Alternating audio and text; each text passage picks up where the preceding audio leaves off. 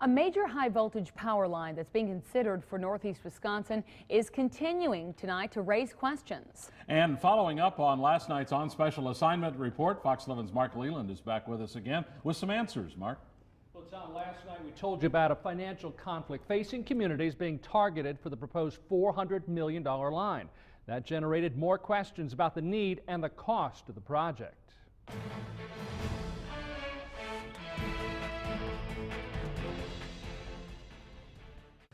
The American Transmission Company is spending time and consumer dollars to plan out a route for a high-voltage power line.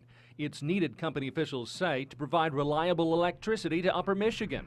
But in the town of Morgan, where the line will meet up with an existing substation, the plan is not sitting well. What do you hear from the residents? Are they happy about this coming through? No. No. They're up in the air a little bit about it. Reason is nobody wants it in their backyard.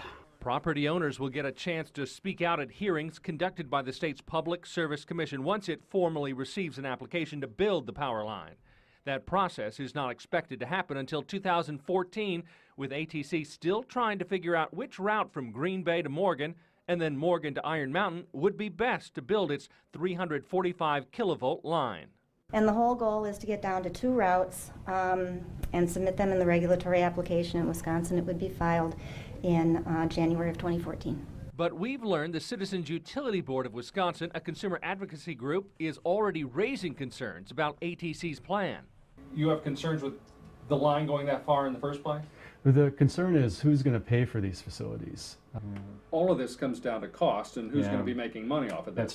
That's right. And this is what we have to guard against, is utilities like American Transmission Companies earn profits by building bigger and longer transmission lines.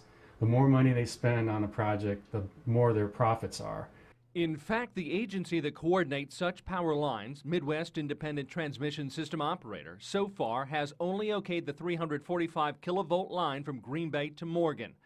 In a follow-up response, ATC acknowledges the Area 2 component of its plan from Morgan to Iron Mountain has not yet been approved by the MISO board, but adds we are continuing with routing and siting activities to identify 2 routes to include in an application to the Public Service Commission of Wisconsin if and when the project receives approval from MISO.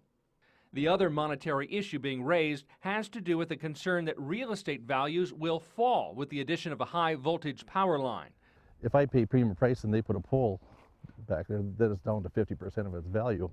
ATC points to independent studies that dispute any long-term monetary effect. That we really don't see any diminishing in the property value. Sometimes people will argue that, when there's uncertainty hanging over a property because a power line may go there, there may be some effect in that way. Now, one other issue about the cost of the project, Wisconsin consumers will end up paying about 90% of it, even though Michigan consumers are the ones who stand to benefit.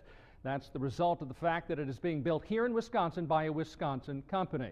ATC hopes to have its final 2 route options narrowed down this spring for public review. And to see our original story, you can find a link to voice your concerns as well by just going to fox11online.com for more.